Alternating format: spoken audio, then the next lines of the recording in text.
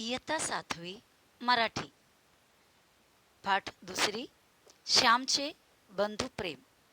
श्याम एक लड़के का नाम है। उसका बंधु प्रेम, बंधु यानी भाव, भाई। श्याम का दिल में उसके भाई के लिए जो प्यार है, प्रेम है, उसके बारे में यहाँ पर बताया हुआ है। ये जो कहानी है अपना साने गुरुजी नाम का लेखक ने लिखा है। महाराष्ट्र का बहुत ही एक फेमस राइटर है, लेखक है साने गुरुजी। उनका पूरा नाम है पांडुरंग सदाशिव साने। पांडुरंग सदाशिव साने। तो कहानी शुरू करने से पहले हम साने गुरुजी के बारे में थोड़ा सा जानकारी लेते हैं। साने गुरुजींनी कथा, कविता, कादंबऱ्या असे विपुल ललित लेखन तसेच वैचारिक लेखन केलेले आहे। साने गुरुजी ने कौन से तरीके के राइटिंग्स किए हुए, बुक्स लिखे हुए हैं। उन्होंने कथाएं लिखे हैं, स्टोरीज, कविता यानी पोएट्री, कादंबरी बोलेगा तो बड़े बड़े नॉवेल्स होते हैं। तो ये सभी लिखे हैं, ये सब ललित लेखन में आते हैं। और दूसरा उन्होंने वैचारिक लेखन भी लिखे हैं। वैचारिक लेखन बोलेगा तो कोई एक टॉपिक को लेकर जब लिखते हैं, लोगों को उसके बारे में सोचने लगाते हैं। जो इम्पोर्टेंट, जो वैल्यूबल कोई टॉपिक को लेकर जो लेखन करते हैं उसे वैचारिक लेखन कहते हैं। कोणता तरी विचार मांडणारे लेखन वैचारिक लेखन। श्यामची आई, धडपडणारी मुले, भारतीय संस्कृती, गोड गोष्टी आणि सुंदर पत्रे इत्यादि त्यांची पुस्तकें प्रसिद्ध आहेत। उनका कौन से बुक्स बहुत ही फेमस है। प्रसिद्ध का मतलब क्या होता है? फेमस, प्रसिद्ध। श्यामची आई, धडपडणारी मुळे और भारतीय संस्कृति, गोड गोष्टी और सुंदर पत्रे, ये वगैरह उनका बहुत ही फेमस प्रसिद्ध बुक्स है। श्यामची आई या पुस्तकातून हा पाठ घेतलेला आहे। ये जो बुक है, जो ये हमारा ये स्टोरी है श्यामची बंधु प्रेम, वो कौन से बुक से लिया है? श्यामची आई, उसमें से लिया हुआ एक छोटा सा हिस्सा है। अभी ये जो लेसन में किस बारे में बता रहा है? श्यामच्या मनात आपल्या लहान भावंडाविषयी असलेला जिव्हाळा, जिव्हाळा मतलब क्या होता है? प्रेम, अपनापन, ममता। श्याम के मन में अपना लहान भावंडाविषयी, भावंड यानी भाव किंवा बहन होता है, भाई या बहन को कहते हैं, लेकिन यहाँ पर श्याम को एक भाई है। तो श्याम का अपना छोटा भाई के लिए, लहान भावंडाविषयी असलेला जिव्हाळा या प्रेम, उनके लिए, अपना छोटा भाई के लिए श्याम के मन में जो प्यार है, जो प्रेम है, जो अपनापन है।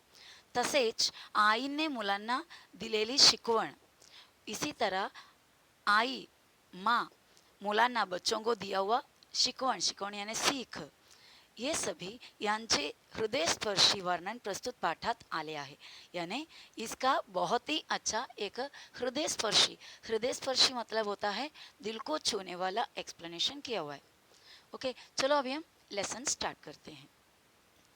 मे महिन्याची सुट्टी संपवून मी परत दापोलीस शिकाव्यास गेलो। जो श्याम खुद अपनी स्टोरी बता रहा है। तो मई महीने का छुट्टी संपूर्ण मतलब ख़त्म होकर मैं वापस दापोली नाम का जगह में शिकाव्यास गेलो, सीखने के लिए गया। मतलब जो श्यामो हैं वो अपने घर में रहकर नहीं स्टडी करते, वो अपना एजुकेशन के लिए, अपना पढ़ाई के लिए कहीं दूर एक जगह में, दापोली नाम का जगह में रहता है। तो मई महीने का छुट्टी मिला तो वो अपने घर आए थे, छुट्टी ख़त्म हो गया तो वापस दापोली में चला गया। शाळा सुरू झाली, पावसाळाही सुरू झाला। जैसे स्कूल चालू होता है वैसे बारिश का मौसम भी चालू होता है हमारे यहाँ, क्योंकि जून महीने में स्कूल चालू होता है और उसी महीने में बारिश भी चालू हो जाता है। तप्त जमिनीला मेघ शांधू लागले। तप्त यानी बहुत ही गर्म, गर्मी के मौसम से एकदम गर्म हो गया हुआ ज़मीन को मेघ या बादल शांधू लागला, यानी शांत करने लगा, ठंडा करने लगा। तापलेल्या जमिनीवर पाणी पडे व कसा सुंदर वास सुटे। गरम जो ज़मीन है, जो धरती है, उसमें जैसे पहला बारिश जो गिरता है तभी जो इतना सुंदर एक वास यानी खुशबू निकल आ जाती है। नवीनच पाऊस केव्हा सुरू होतो, नया बारिश याने पूरे समर सीजन खत्म होने के बाद जो नया बारिश जेव्हा सुरू होतो, जैसे शुरू हो जाता है तेव्हा मातीचा एक रम्य सुंदर वास सुटत असतो. तभी तेव्हा याने तभी, जेव्हा याने जभी, तेव्हा याने तभी. मातीचा एक रम्य सुंदर वास, मिट्टी का एक रम्य अट्रैक्टिव सुंदर बहुत ही ब्यूटीफुल वास स्मेल सुटत असतो. एक अच्छा स्मेल आता है. गंधवती पृथ्वी या वचनाची त्यावेळेस आठवण येते. किसी लेखक ने या कवि ने ये जो डिस्क्रिप्शन है, ये जो एडजेक्टिव है पृथ्वी के लिए दिया था, क्या था? गंधवती पृथ्वी, यानी बहुत ही सुवास या सुगंध देने वाली पृथ्वी. ये जो वचन है, ये जो सेंटेंस है, उसका याद इस वक्त आ जाती है. फुला फलात जो रस, जो गंध असतो, एक प्रकारचा स्वाद असतो, तो पृथ्वीच्याच पोटातला. जो फूल में, फलों में वगैरह जो रस होता है, रस यानी जो ज्यूस होता है, जो गंध असतो, उसमें जो गंध, गंध यानी क्या होता है? स्मेल होता है. एक प्रकारचा स्वाद, एक टिपिकल, एक स्पेशल काइंड ऑफ स्वाद यानी टेस्ट होता है, तो पृथ्वीचाच पोटातला. वो सभी कहाँ से ही आता है? धरती के पेट में से ही आता है. घरून दापोलीस येताना यावेळेस मी एक निश्चय करून आलो होतो. घर से दापोली में जाते टाइम यावेळेस यानी इस बार मी एक निश्चय, एक डिसिशन करून आलो होतो. मी एक डिसिशन लेकर ही आया था. सुट्टीत घरी असताना एके दिवशी लहान भाऊ नवीन नवीन सदऱ्यांसाठी हट्ट धरून बसला होता. सुट्टीत घरी असताना, मतलब छुट्टी में जब घर में मैं था, तो एके दिवशी, एक दिन में लहान भाऊ, माझा लहान भाऊ म्हणजे मेरा छोटा भाई, नवीन सदऱ्यासाठी, सदरा होता शर्ट, नया शर्ट के लिए हट्ट धरून बसला होता. जिद्द पकडकर, हट्ट धरून म्हणजे जिद पकडकर बसला होता, बैठा था. त्यावेळेस त्यांची समजूत घालताना, त्यावेळेस यानी उस वक्त त्यांची समजूत घालताना, समजूत घालने म्हणजे समझाकर लेना, उसको समझाते हुए आई म्हणाली, उसको समझाकर आई ने बोली, मम्मी ने बोली, तुझे अण्णा, मतलब तुझं मोटा भाऊ, तेरा बड़ा भाई, दादा, मराठी में बड़े भाई को बहुत सारे लोग दादा ऐसा बुलाते हैं. तुझे अण्णा किंवा दादा मोटे होतील, जब मोटा होगा, बड़ा होगा, रोजगारी होतील, रोजगारी मतलब काम करना शुरू करेगा, काम करने को शुरू करेंगे तो पैसा कमाई होगी, बराबर. तो रोजगारी होतील, जब तेरा बड़ा भाई थोड़ा बड़ा होगा और काम करना चालू करेंगे, मग फिर तुला 6 महिन्यांनी, यानी काम एक बार उसका चालू तो होने दो, 6 महीने में ही नवीन सदरा शिवतील. नवीन यानी नया, सदरा यानी शर्ट, शिवतील यानी सिलाएंगे. आता नको हट्ट धरू, अभी ज़्यादा जिद्द नको करू, मतलब अभी जिद्द नहीं करना. मित्रांनो, माझ्या लहानपणी कपड्यांचे बंड फार माजले नव्हते. दोस्तों, मेरे जो बचपन है वो टाइम पे मुझे ज़्यादा कपड़े का ज़्यादा जो इतना आवड़ या इतना लड़ाई या इतना रिवोल्ट, बंड धरने, मतलब बहुत ही ज़िद्द करना, या मेरे लिए कपड़े का नया नया फैशन का कुछ फार माजले नव्हते. इतना ज़्यादा मेरे अंदर बहुत ही आस वगैरह नहीं था. कित्येकदा सदराची सदरा ही वर्षा 2 वर्षांनी नवीन मिळावयाचा. कभी कभी कितना मतलब कितने बार, कई बार सदरा ही यानी शर्ट भी वर्षा 2 वर्षांनी, यानी दो दो वर्ष, मतलब साल साल में, 1-2 साल के अंदर नवीन मिलाव्याचा, मतलब नया मिलने का, यानी हर साल या हर त्योहार में मुझे नया नया शर्ट नहीं मिलते थे. साल 2 साल में मुझे नया एक शर्ट मिलता था. थंडीच्या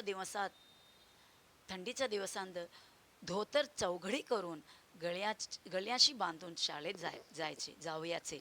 देखो, जायचे वगैरह बोलने का जो स्टाइल है हमारा नॉर्मल मराठी का, यहाँ पर थोड़ा गावटी लैंग्वेज यूज़ किया हुआ है. इसके लिए जावयाचे, मिळाव्याचा वगैरह वगैरह वर्ड यूज़ किया हुआ है.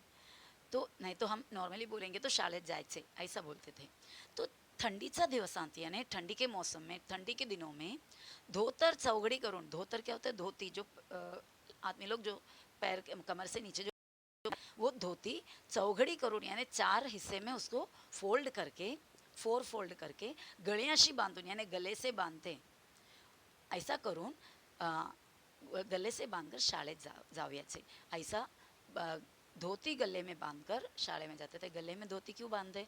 क्योंकि ठंडी के मौसम में अगर हमारा गला और हमारा कान बंद रहेगा कोई गर्म कपड़े से तो ठंडी इतना हमें ज़्यादा नहीं लगता।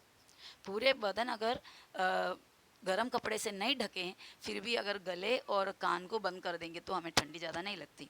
तो इनके पास कोई मफलर या कोई जैकेट वगैरह नहीं था, तो उन्होंने क्या करते थे अपने बचपन में, अभी भी उनका बचपन ही है लेकिन वो स्कूल में जाते वक्त ठंडी का मौसम में रहेगा तो धोती को 4 फोल्ड करके गले में बांधते थे।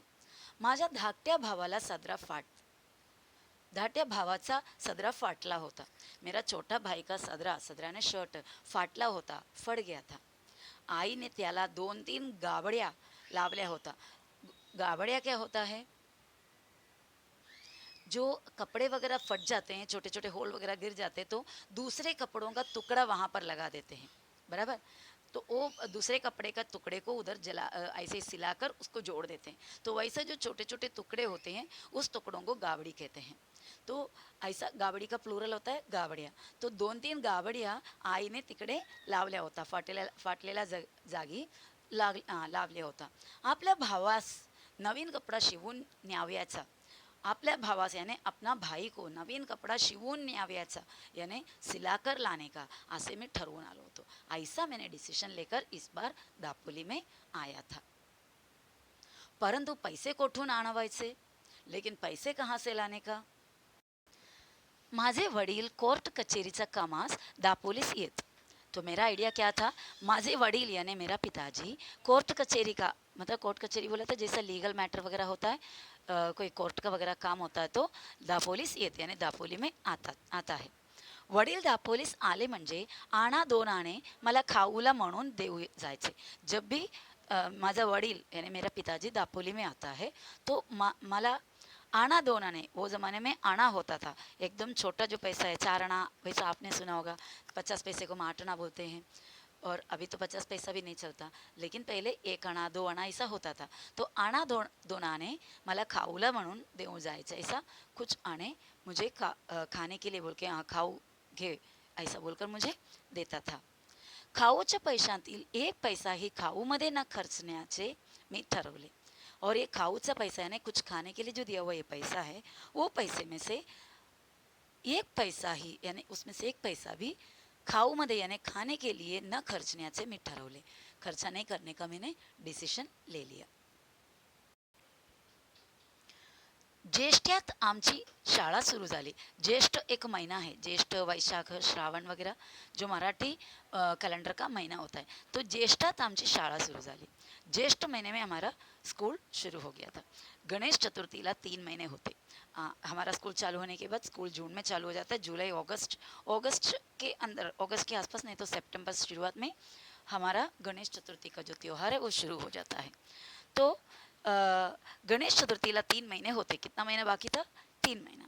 तेवढ्या महिन्यात या खाऊच्या पैशाच्या रुपयाभर जमला असता। तो मैंने ये सोचा कि ये 3 महीने में और हर बार जो मेरा पिताजी आकर मुझे जो आना 2 आना जो देता है वो पैसे को जमा करके पैसा जमा हो जाएगा, यानी कि किसके लिए? कोट शर्ट खरीदने के लिए। तो रुपया भर जमला असता, मतलब रुपया के ऊपर 1 रुपये के ऊपर तो हो जाएगा। वो ज़माने में 1 रुपये को बहुत किंमत होता था।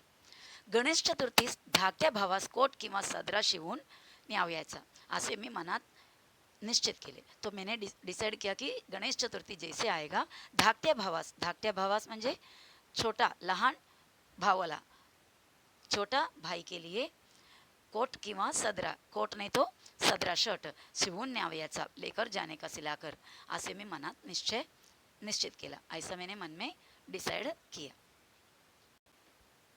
ध्येयावर डोळे होते और मेरा जो ये ध्येय है, मेरा डिसीजन है या मेरा मकसद है, मंजिल है, उस पर मेरा बहुत ही ध्यान, मतलब डोले होते मतलब मेरा नज़र रखा था मैंने। रोज़ पैसे मौजत होतो, रोज़ मैं क्या करता था, यहाँ से मेरे हाथ में जो पैसा जमा है उसको मौजत होतो यानी गिनते रहता था। गणेश चतुर्थी जवळ येत चालली, मतलब पास आने लगा। मज जवळ यानी माझा जवळ 1 रुपया 2 आने जमले होते। मेरे पास 1 रुपया और 2 आना जमा था। गौरी गणपतीला नवीन कपडे करतात, नॉर्मली लोग क्या करते हैं, गौरी गणपति का जो त्यौहार होता है तभी नवीन कपडे, नया कपडा सिलाते हैं या खरीदते हैं. आपल्या गावातील मुलांना त्यांचे आई बाप नवीन कपडे शिवतील. हमारे गांव में यानी अपने गांव में बच्चों के लिए आई बाप यानी उनके पेरेंट्स नवीन कपडे शिवतील, नया कपड़ा सिलाते हैं. परंतु माझा भावास कौन शिवील, लेकिन मेरा भाई के लिए कौन सिलाएगा, क्योंकि मेरे माँ बाप के पास इतने पैसे नहीं है. माझ्या भावाला मी शिवून देईल. अभी मेरा भाई के लिए मैं सिलाकर दूंगा. मैं शिंब्याकडे गेलो. मैं शिंबी क्या होता है, टेलर, सिलाने वाला. मी शिंब्याकडे गेलो. मैं टेलर के पास गया. माझ्या भावाला माझ्या भावाच्या वयाचा एक मुलगा मी बरोबर घेऊन गेलो. मेरा भाई का, माझ्या भावाचा वयाचा, वय यानी उम्र, मेरे भाई के उम्र का एक मुलगा, एक लड़के को मी बरोबर मतलब साथ में घेऊन गेलो, साथ में लेकर गया. त्याचा अंगाचा कोट शिवाव्याच मी सांगितले. और वो जो दर्जी को यानी शिंबी को, टेलर को मैंने बोला त्याचा अंगाचा यानी जो लड़के को मैंने साथ में लेके गया उसके बदन को फिट होने वाला या उसके बदन को सूट होने वाला कोट शिवाव्यास मी सांगितले. कोट सिलाने के लिए मैंने बताया शिंबी से. 2 वार कापड़ घेतले और उसके लिए मैंने 2 वार, जिस तरह हम बोलते हैं ना 1 मीटर कपड़ा लिया, 2 मीटर कपड़ा लिया, तो वार यानी कपड़े का मेशर करने वाला, लेंथ को मेशर करने वाला एक यूनिट है. पहले ज़्यादातर गांव में वगैरह ये इस तरह ही बोलते थे, 2 वार कपड़े घे वगैरह. तो 2 वार कापड़ घेतले, अर्धा वार अस्तर घेतले. अस्तर कपड़े के अंदर रखकर सिलाते हैं, थोड़ा कपड़े को मजबूती मिलने के लिए, जो सिलाई को मजबूती मिलने के लिए. तो 2 वार कापड़ आणि कापड याने कपडे आणि अर्धा वार याने आधा वार अस्तर घेतले. कोट तयार झाला, कोट सिलाकर भी मिल गया.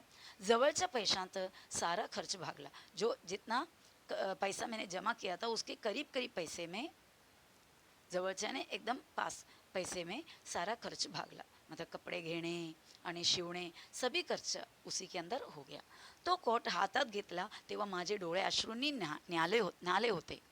वो कोट जब मैंने मेरे हाथ में लिया तेवा माझे डोळे तभी माझे डोळे मेरे आंखें अश्रु यानी आंसू से भीग गया था.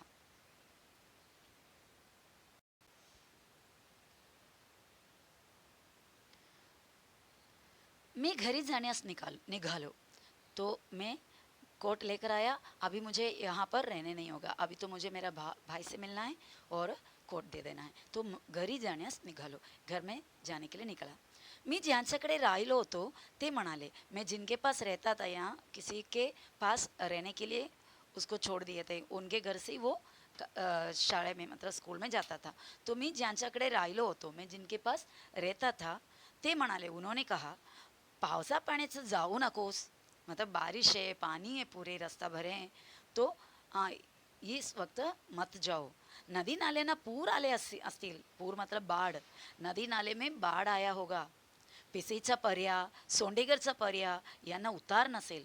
पर्या यानी जिस तरह नाला बड़ा जो रिवलेट होते हैं, रिवर से थोड़ा सा छोटा जो होता है उसको पर्या कहते हैं.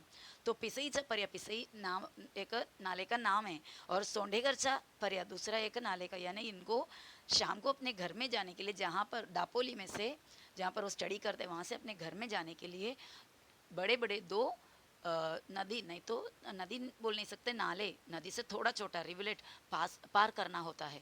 तो जहाँ पे वो रहता है वो घर के लोगों ने बोला कि पिसईचा पर्या आणि सोंडेगरचा पर्या यांना उतार नसेल. उतार मतलब क्या होता है, ऐसा कोई जगह नदी के अंदर जहाँ पर लोग उतर कर चल के जा सके.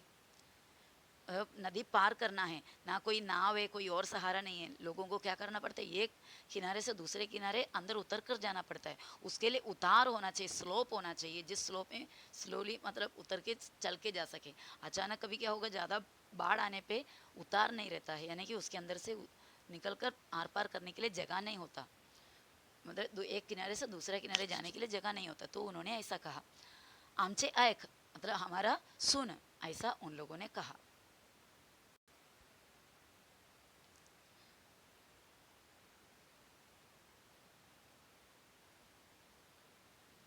मी कोणाचे ऐकले नाही, मैंने किसी का भी नहीं सुना.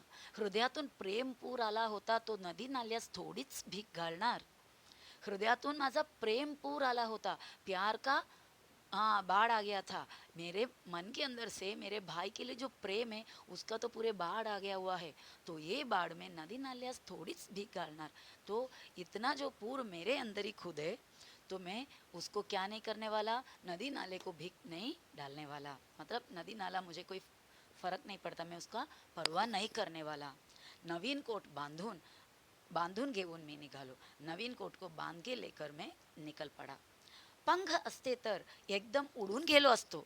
अगर मुझे पंख होता, अगर मेरा पंख पंख क्या होता है, विंग्स होता, तो एकदम उडून गेलो होतो, उड़ के जाता था. चालण्याचे श्रमच वाटत नव्हते. चलने का तो मेहनत ही नहीं लग रहा था. पैर पाय आपोआप यानी अपने आप चल रहा था आगे.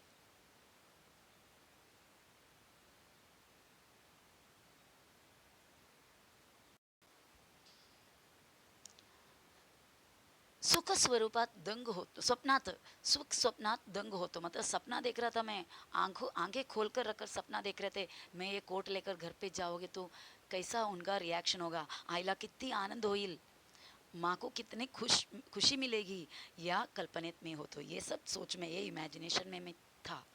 एक नानेटी माझ्या पायाजवळून उडी मारून गेली. नानेटी एक छोटासा सांप होता है, हरा कलर का एक सांप है. तो नानेटी जाति का एक सांप माझा पायाजवळून मतलब मेरे पैर के पास से उडी मारून गेली, उडी मार के निकल गया. नानेटी म्हणून एक नानेटी म्हणून एक सापाचा प्रकार आहे. तिचा हिरवा रंग असतो, मैंने आपको बताया उसका हरा कलर होता है. नानेटी उड़िया मारत जातो जाते. ये नानेटी जो है घस ऐसा नॉर्मली सांप कैसा क्रॉलिंग करके जाता है, ग्लाइडिंग करके जाता है, ये ऐसा नहीं, बीच बीच में थोड़ा उड़ी भी मारता है. मला जरा भीती वाटली. भीती म्हणजे काय, डर. मुझे थोड़ा सा डर लगने लगा. जपून चालू लागलं. अभी तो मैं क्या करने लगा, थोड़ा सा जपून यानी संभाल कर चलने लगा. पिसईचा पर्या धुतडी भरून वाहत होत्या. पिसईचा पर्या, पिसई नाम का जो पर्या यानी जो नाला है, बहुत ही दुधड़ी भरून यानी दोनों किनारा भर भर के बह रहा था. त्याचा पाण्याला ओढ फार, और उसका पानी का जो प्रवाह है, जो बहाव है, बहुत ही ज़्यादा. काय करायचे, अभी क्या करूं. आईचे नाव घेतले व शिरलो पाण्यात. माँ का नाम लिया और सीधा शिरलो यानी घुस गया, निकल गया पानी में यानी नाले में. हाथात काठी होती, मेरे हाथ में एक बड़ा सा लकड़ी था, काठी था. पुढे काठी टाकाव्याची व मग पाऊल टाकाव्याचे. तो आगे पहले लकड़ी लगाने की, नीचे नदी के अंदर लकड़ी नीचे टेकने की, तभी पता चला कि कितना गहराई है. तो उसके बाद मग मतलब पीछे बाद में पाऊल टाकायचं, मतलब पैर रखने का. पहले लकड़ी रखकर देखेगा कितने गहराई है, अगर पैर रखने का उतना ही गहराई है तो वहाँ पर फिर पैर रखते हैं.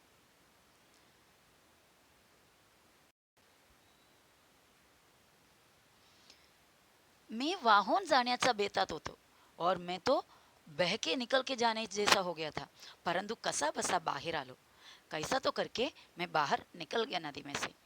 इतर नदी नाल्यांना प्रेमाने भेटाव्यास जाणारा तो नाला, ये जो नाला है वो जिसके अंदर से मैं जा रहा हूँ, इतर यानी दूसरे नदी नाल्याना, दूसरे नदी में, दूसरे नालों में प्रेमाने यानी बड़े प्यार से भेटाव्यास जाणारा, मिलने के लिए जाने वाला ये नदी या ये नाला तो मला कसा बुडविल, वो मुझे क्यों बुडविल यानी डुबाएगा.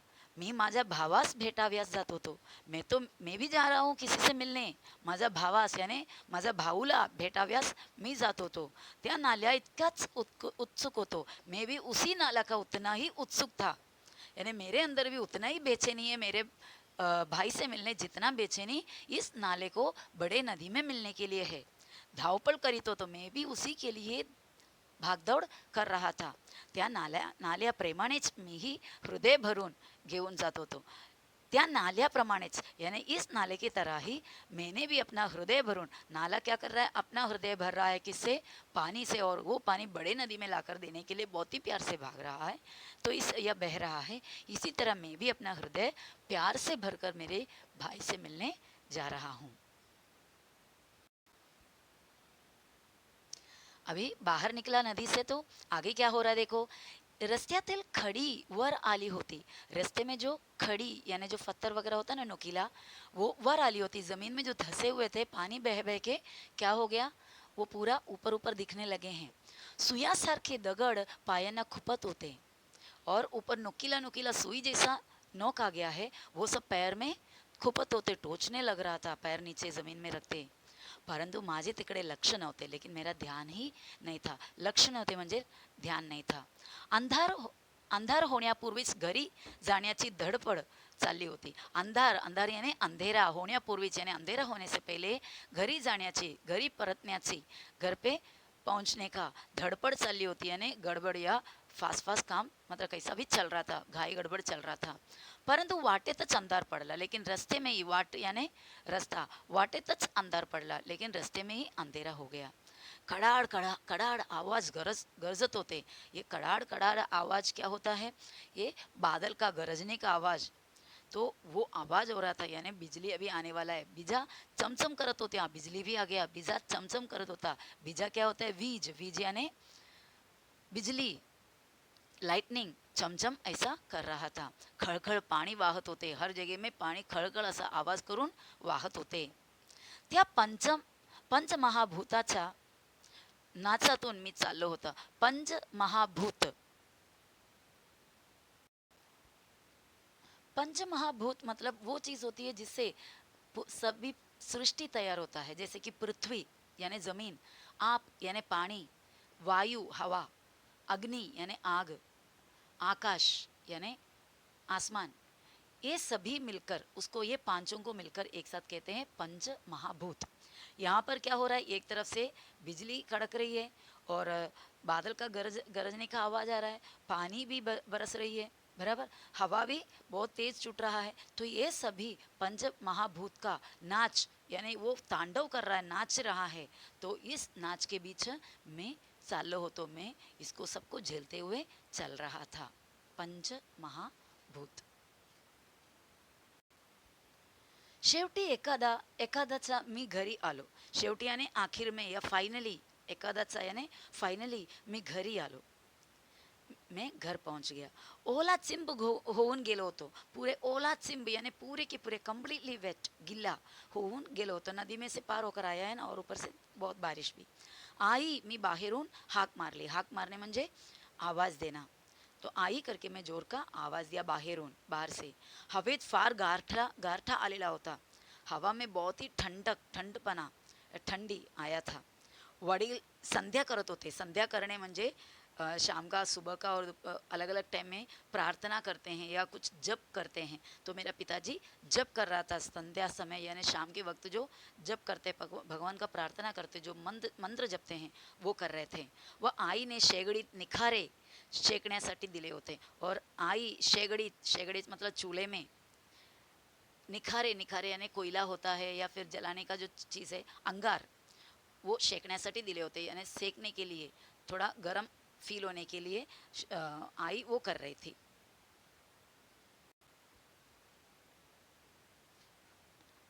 अण्णा आला आई, अण्णा. धाकट्या भावाने दार उघडले. दोघे लहान भाऊ भेटले. और कौन आके दरवाजा मतलब दार उघडणे म्हणजे दरवाजा खोलना. कौन दरवाजा खोला? धाकट्या भाव, यानी धाकट्या भाव मतलब छोटा भाई. और जोर का चिल्लाने लगे, अण्णा आला आई, अण्णा. दोघे लहान भाऊ भेटले. दोनों छोटे भाई लोग आपस में मिले. इतक्या पावसातून श्याम कशाला आलास? सारा भिजलास ना? आई विचारू लागली. इतना पानी में, इतना बारिश में तुम शाम क्यों आया? सारा भिजलास ना, मतलब तू पूरे भीग गया ना? ऐसा आई विचारू लागली आणि पूछने लगी. सोंडेगरचा पर्याला पाणी नव्हते का? वडिलांनी विचारले. वडिलांनी पूछा, सोंडेगरचा पर्याला पाणी नव्हते का रे? मतलब सोंडेगरचा पर्या मतलब नाला, नाले में पानी बहुत नहीं था क्या रे ज़्यादा? हो, परंतु मी आलो कसा तरी, मी म्हटले. और मैंने बोला हाँ था, परंतु लेकिन मी आलो कसा तरी, कैसा तो करके मैं पहुंच गया. त्या दिवशी एक बाई वाहून गेली हो त्यातून, वडील म्हणाले. तो पिताजी बोला, उस दिन, त्या दिवशी यानी उस दिन एक बाई, एक औरत वाहून गेली हो, मतलब बहकर चला गया उसमें. बरे, ते कपडे काढ, कडक पाण्याने आंघोळ कर. आई म्हणाले, अच्छा ठीक है, ते कपडे काढ, वो कपड़ा उतार, भीग गया हुआ कपड़ा उतार, कड़क पाण्याने मतलब गरम पानी से आंघोळ कर, नहा के ले. मी आंघोळीस गेलो. मैं नहाने के लिए गए. धाकट्या भावाने माझे लहान से गाठोड़े सोड़ले। गाठोड़ा मतलब पैक करके लेकर आया हुआ कुछ कपड़े का जो बांध कर अंदर कुछ सामान रखकर कपड़े से बांध कर जो यहाँ ले जाने के लिए थैली जैसा इस्तेमाल करते उसको गाठोड़ा कहते हैं. तो माझा लहान भाव क्या करने लगा, मैं जो लाया हुआ छोटा सा गाठोड़ा खोलने लगा. लहान मुलांना सवयच असते. छोटे बच्चों को ये आदत ही रहता है, सवय यानी हॅबिट रहता है. त्यांना वाटत असते की काहीतरी आपल्यासाठी आणलेले असेल, मतलब कुछ भी कुछ तो काहीतरी ने कुछ तो आपल्यासाठी अपने लिए लाए होंगे. परंतु मी माझ्या भावंडास काय आणणार, लेकिन मैं मेरा भाई के लिए क्या लाने का, क्या लाऊं.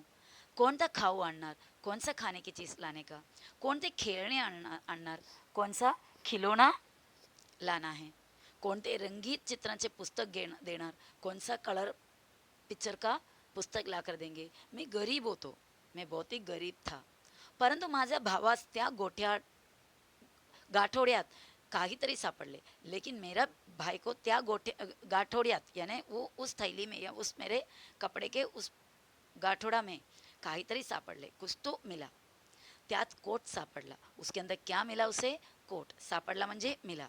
नवीन कोट यानी एकदम नया कोट. तो कोट नव्हता, ते हृदय होते, ते प्रेम होते. वो सिर्फ एक कोट नहीं था मेरे लिए, वो मेरा हृदय था. ते माझा हृदय होते, ते प्रेम होते. माझा प्रेम माझ्या भावासाठी माझा प्रेम होते. ती आईची फलद्रूप झालेली शिकवण होते. वो माँ के आईची फलद्रूप यानी सफल हो गया हुआ फ्रूटफुल झालेली शिकवण होते. यानी मेरी माँ मुझे जो सीख दिया, वो सीख सफल होकर फल स्वरूप होकर वापस आया है. यानी मेरी आई ने मुझे जो सिखाया उसका रिजल्ट है, उसका फल है वो. अण्णा, हा लहानसा कोट कोणाचा, हा नवीन कोट कोणाला रे. धाकटा भाऊ कोट घेऊन माझ्याजवळ येऊन विचारू लागला. तो ये नहाने के लिए गया था श्याम, तो वहाँ पर जाकर उसका छोटा भाई ने मज जवळ यानी माझा जवळ मेरे पास आकर मुझसे पूछने लगा, अण्णा हा लहानसा कोट कोणाचा, ये छोटा सा कोट किसका, ये नया कोट नवीन कोट कोणाला रहे, मतलब किसके लिए है रे.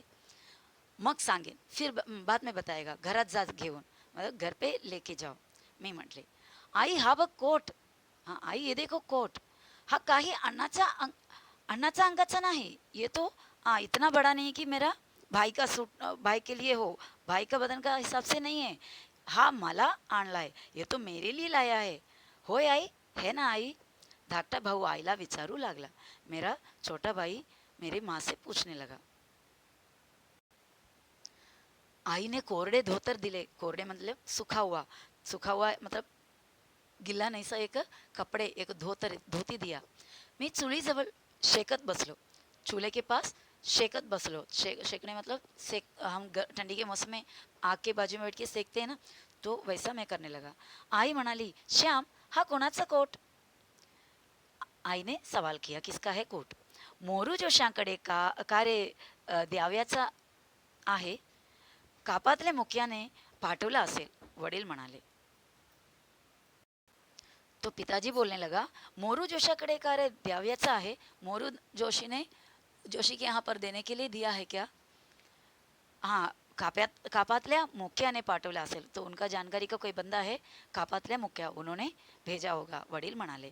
नाही, हा मी पुरुषोत्तमसाठी शिवून आणला आहे. मी म्हटले, नहीं मैं ये पुरुषोत्तम के लिए, छोटा भाई का नाम क्या है पुरुषोत्तम, त्यांच्यासाठी शिवून आणले आहे, मतलब सिलाकर लाया है, असं मी म्हटलं. मतलब मैंने ऐसा बोला. पैसे रे कोटले, कोणाचे कर्ज काढलेस का फीचे दवडलेस, वडिलांनी विचारले. एकदम से बहुत सारा सवाल. कहाँ से पैसा आया रे, कोणाचे कर्ज काढलेस, किससे उधारी लिया, का फीचे दवडलेस मीन्स बेकार खर्चा किया, वेस्ट किया, फी को देवा पैसा खर्चा किया, कोणाच्या पैशाचा हात तर नाही ना लावलास. तो आई ने कातर स्वरात मतलब बहुत ही डरे हुए आवाज से आई ने पूछा, कोणाचा पैसाचा हात तर लावलीस नाही ना, मतलब हाथ तो नहीं लगाना किसी का पैसे का, मतलब तूने चोरी तो नहीं किया. आई मी कर्ज काढले नाही, चोरलेही नाहीत, फीचेही खर्चले नाहीत, मी म्हणाले. आई को मैंने बोला, आई मैं कर्ज नहीं लिया, ना चोरी किया, ना फी का पैसा भी मैंने खर्च नहीं किया. मग उधार का शिवून आणलास श्याम, वडिलांनी विचारले. तो फिर उधारी लेकर या मतलब जो अपना क्या बोलते हैं शिम्बी, शिम्बी के पास यानी टेलर के पास उधारी सिला के है, उसको पैसा भी देने को बाकी है, ऐसा क्यों किया? भाऊ, तुम्ही मला खाऊला आणा 2 आणे देत असा, ते मी जमवले. भाऊ यहाँ पर किसको बुला रहा है? अपना पिताजी को बुला रहा है. पिताजी को बोला, पिताजी तुम्ही मला खाऊला आणा 2 आणे देत असा, आप मुझे खाने के लिए 1 आना 2 आना देते थे, ते मी जमवले, वो मैं जमा किया. गेल्या 2-3 महिन्याचे सारे जमवले. गया 2-3 महीने का पूरे पैसा ऐसा जमा किया. त्यातून हा कोट शिवून आणला. उसी में से ये कोट सिला कर लाए.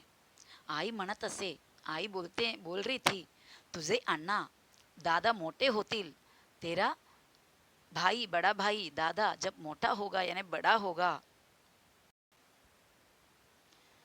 मग पुरुषोत्तमला नवीन शिवतील कोट, पुरुषोत्तम को नया कोट सिलाएगा, ऐसा मेरी आई ने बोली थी.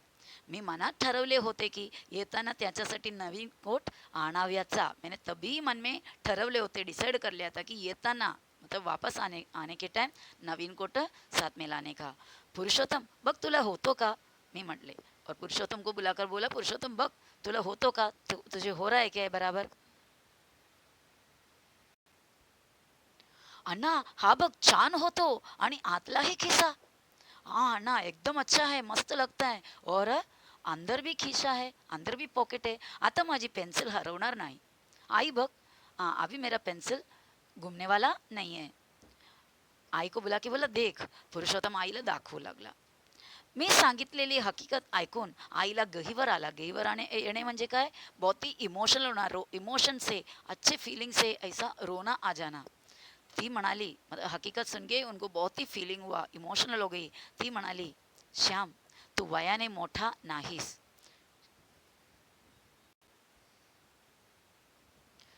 श्याम तू वयाने मोठा नाहीस, तू उम्र से बड़ा नहीं, पैशाने मोठा नाहीस, पैसे से बड़ा नहीं, शिकून मोठा नाहीस, या पडकर तू मोठा नाही, परंतु लेकिन मनाने मोठा मोठा आजच झालास.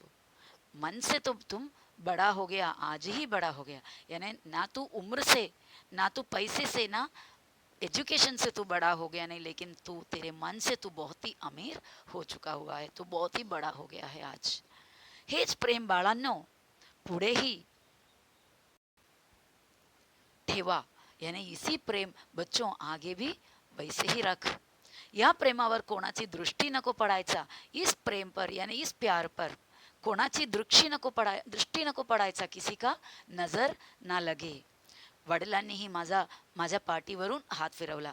मेरा पिताजी भी आया और मेरे पाठीवरून हात फिरवला, यानी मेरे पीठ से प्यार से हाथ फिराया. ते बोलले नाहीत, उन्होंने कुछ बोले नहीं.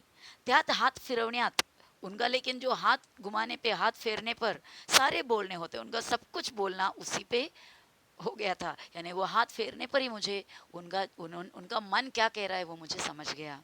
सारिया स्मृति होत्या, सभी यादें होती. तो बच्चों ये था हमारा शामुचे बंधु प्रेम. आई होप आप लोगों को बहुत अच्छा लगा होगा लेसन. अभी ये आपकी बारी है. इसके अंदर से बहुत सारे मीनिंग वगैरह मैंने बताया है. लेसन को अच्छी तरह आपको रीड करना है, समझ कर लेना है. ओके, और ऑल द बेस्ट. मिलते हैं वापस दूसरे वीडियो लेकर. बाय.